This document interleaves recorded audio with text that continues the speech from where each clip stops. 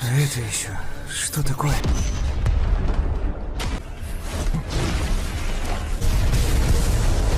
Спасая учителя Яо Ченя, Сяо Янь столкнулся с самым опасным врагом – почтенным воином 5 звезд, хотя сам он находился на уровне предка 9 звезд. Огненный лотос 4 цветов нанес сокрушительный удар по старику Джайсину, однако и Сяо Янь получил почти смертельные раны. Как назло, в этот момент появились 2 великих Тяньцзуня Зала Душ, белый и черный старейшины. Но что же произошло дальше? Сила тех старых монстров значительно превосходит Джайсина. Добавить к ним остальных почтенных воинов, и у противника явное превосходство, и они начали атаковать. Даже после ранения Джайсина их целью было схватить Сяо Яня.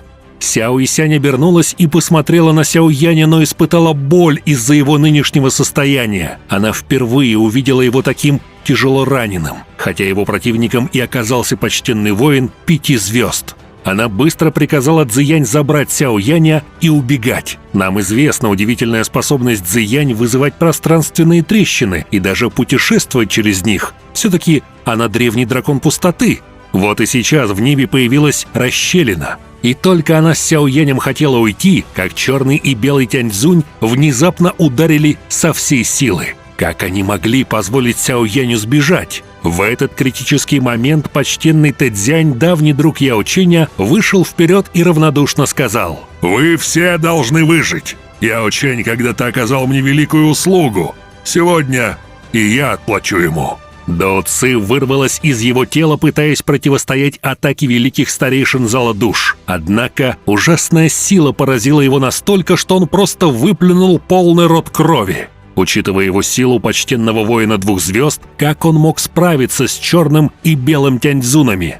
Дао Ци в его теле забурлило. Все поняли его намерение самоуничтожиться и забрать врагов с собой. Он был готов пожертвовать собой ради спасения товарищей. Выражения лиц черного и белого Тяньцзунов изменились. Пока почтенный Тэцзянь останавливал почтенных воинов Зала Душ, пространственные врата Цзиянь наконец открылись. Пространственные колебания ощущались очень нестабильно. Из врат хлынула сила притяжения и поглотила группу Сяо Яня внутрь себя. После поглощения людей пространственные врата испарились. Но перед тем, как исчезнуть, пространственная щель поглотила и Тэцзяня. Это событие поразило черного и белого Тяньцзуна. Они смотрели туда, где недавно находились их враги, но увидели лишь пустоту. Они позеленели от ярости. Таким незамысловатым способом Сяо Янь с товарищами и учитель успешно сбежали с территории Зала Душ. А все благодаря Цзиянь. Она применила всю свою силу на основании драконьей крови, чтобы перенести друзей подальше отсюда. Черная дыра выбросила группу людей посреди пустынной равнины. Цзиянь была истощена, однако, что беспокоило больше всего, так это состояние Сяо Яня. Учитель Яо Лао тоже появился и проверил пульс Сяо Яня. В его глазах вспыхнула невероятная жажда убийства. «Старый призрак Джайсин, какое коварство!» Почтенный Фэн наконец увидел своего старого друга. Однако сейчас не время вспоминать былое, так как важнее всего позаботиться о ранах парня. Насколько же все было плохо у Сяо Яня. Все его каналы разрушены, и практически 70% костей сломано. Тот удар ладонью Джайсина содержал всю его силу почтенного воина 5 звезд. Как ни крути, а выдержать такой удар на уровне предка 9 звезд – то еще достижение.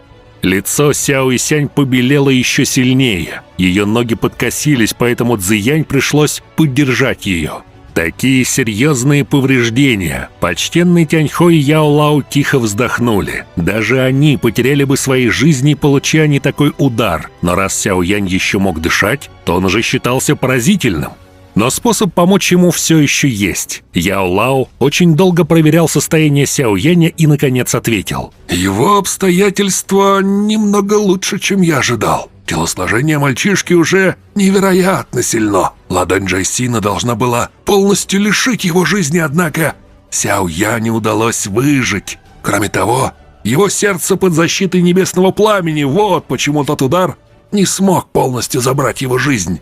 Не стоит также забывать о пламени 3000 звезд, которое способно восстанавливать самые жуткие ранения своего владельца. Благо, Сяо Янь уже владел этой сущностью огня. До тех пор, пока горящее пламя 3000 не истощится, его раны восстановятся, насколько бы серьезными они ни были. Но сейчас Сяо Янь без сознания. Восстановление пламени активировалось само по себе. Оно поглощает силу звезд, поэтому главным моментом было найти место, в котором мощь звезд самая высокая. Только таким образом можно ускорить процесс исцеления. Ведь по легенде, пламя 3000 звезд зародилось не на Земле, а образовалось на далеких звездах. Естественно, лучшим местом был павильон падающей звезды. Он был основан в месте падения метеорита. Даже спустя несчетное количество лет сила звезд в том месте не развеялась. Благодаря мощи метеорита жизнь этого мальчишки будет спасена.